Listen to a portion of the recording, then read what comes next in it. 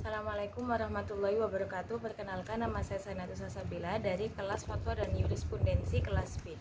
Di sini saya akan menjelaskan tentang pengertian fatwa jurisprudensi, kodok dan konun, posisi fatwa dan jurisprudensi dalam sistem hukum di Indonesia, fatwa dalam lintas sejarah tasyrik, MUI dan Komisi Fatwa serta metode istinbatnya.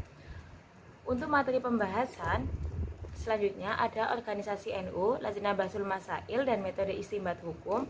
Dan yang terakhir adalah organisasi Muhammadiyah, Majelis Tarjih dan metode istinbat hukumnya. Yang pertama adalah pengertian fatwa, jurisprudensi, kodok dan juga konun. Fatwa adalah sebuah jawaban yang berisi penjelasan tentang hukum-hukum syariah yang didapat dari hasil istinbat atas dalil-dalil yang terikat dengan hukum. Nah, ini bisa dikatakan sebagai fatwa itu keputusan atau pendapat yang diberikan oleh seorang mufti tentang suatu masalah, dengan kata lain yaitu nasihat orang alim. Selanjutnya adalah jurisprudensi. Jurisprudensi sendiri adalah keputusan-keputusan dari hakim terdahulu untuk menghadapi suatu perkara. Jadi jurisprudensi ini kayak misalkan di UU itu nggak dijelasin.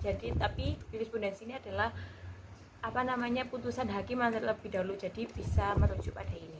Nah, selanjutnya adalah kodok. Kodok adalah vonis atau keputusan yang dilakukan oleh seorang hakim atau kodi atas suatu perkara atau perseteruan dua belah pihak atau lebih. Selanjutnya ada konun. Konun adalah undang-undang atau hukum positif yang berlaku di suatu wilayah hukum.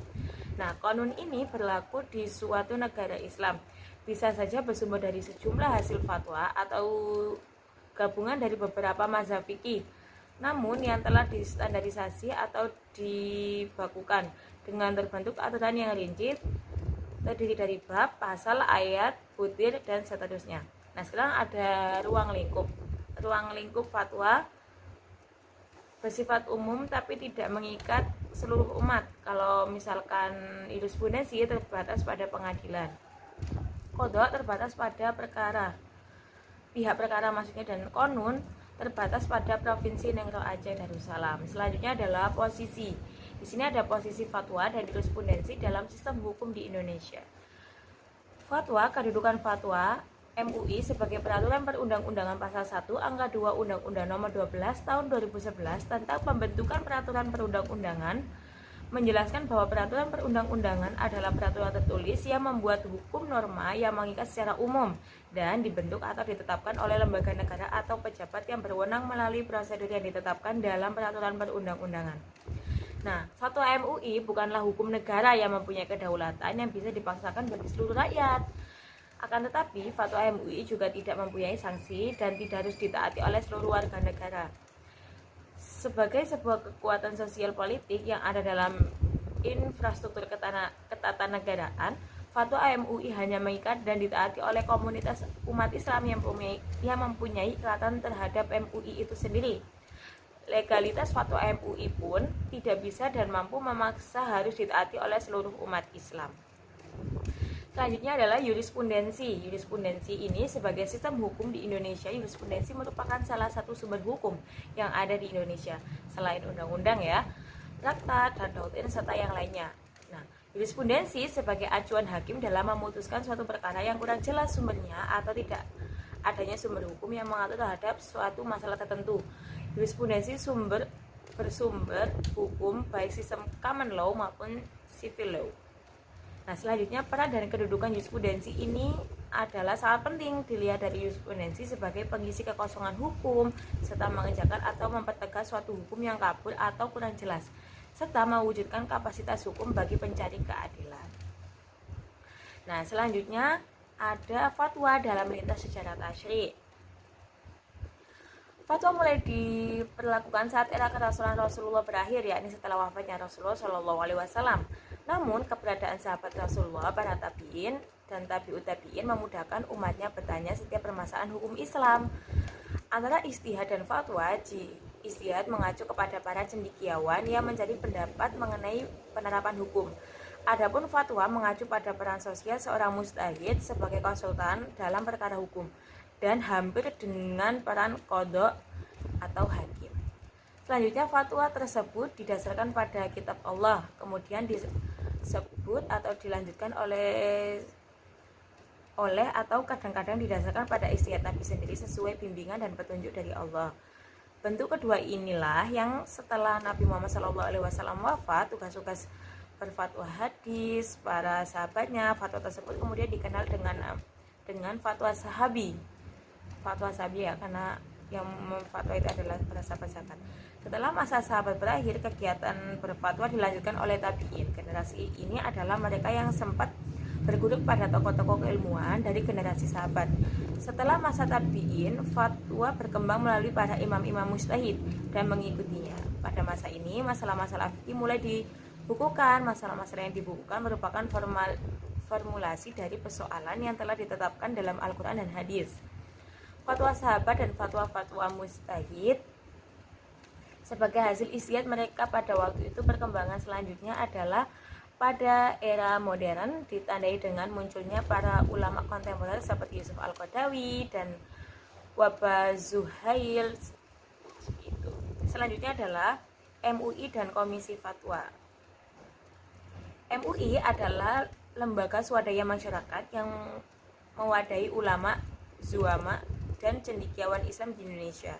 MUI berdiri pada tanggal 26 Juli 1975 di Jakarta. Tugas MUI adalah membimbing, membina, dan mengayomi umat muslim di seluruh Indonesia.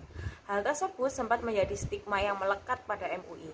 Metode istinbatnya adalah kajian komprehensif, menelusuri kembali, dan menelaah pandangan fuqaha atau ahli fikih mujtahid masa lalu, analisis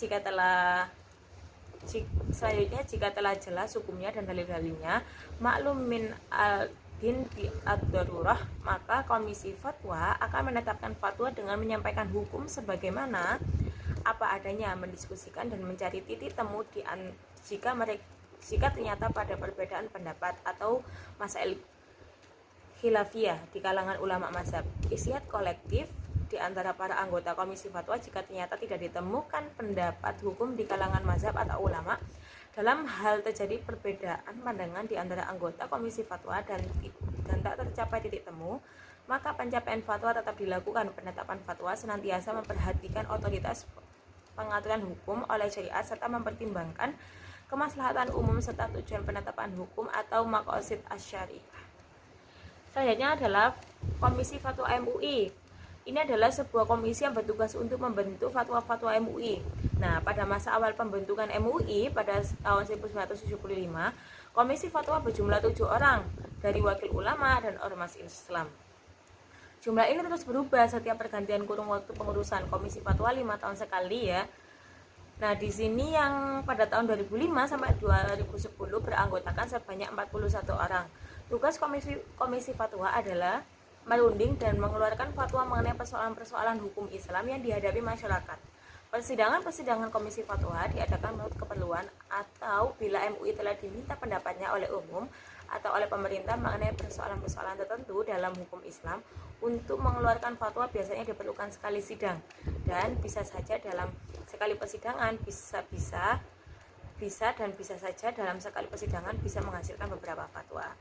Selanjutnya adalah organisasi NU, Basul Masail, dan juga metode istinbat hukumnya.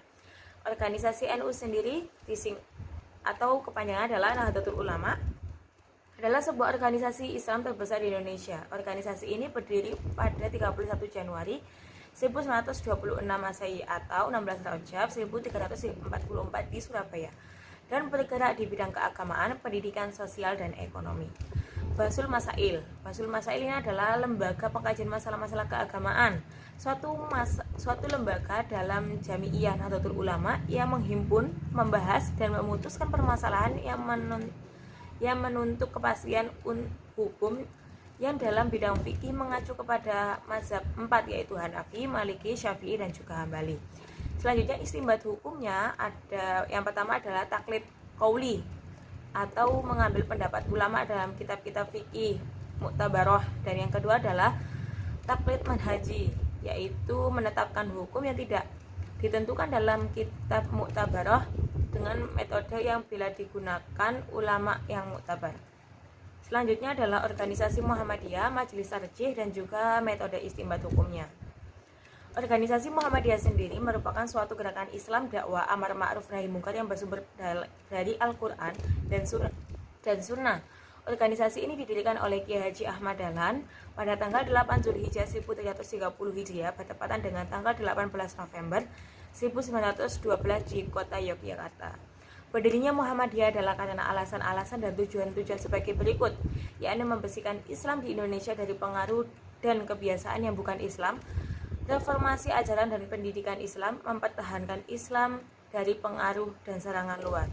Selanjutnya ada istinbat hukumnya. Pertama, melakukan penyelidikan dan pemahaman terhadap ilmu agama Islam sehingga dapat memperoleh kemurniannya. Kedua, menyusun suatu tuntunan berupa akidah, akhlak, ibadah, dan muamalah duniawiyah.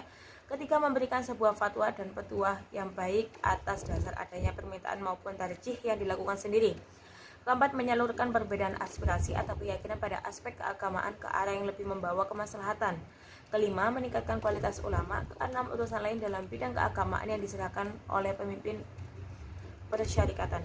Dan selanjutnya adalah metode istinbat dari Muhammadiyah atau Majelis Tarjih ini sendiri adalah dengan menggunakan tetap merujuk pada Al-Quran dan juga Sunnah dan juga dari pandangan empat mazhab, yaitu Maliki, Hanafi, Hambali, dan juga Syafi'i. Cukup sekian dari saya, kurang lebihnya mohon maaf. Wassalamualaikum warahmatullahi wabarakatuh.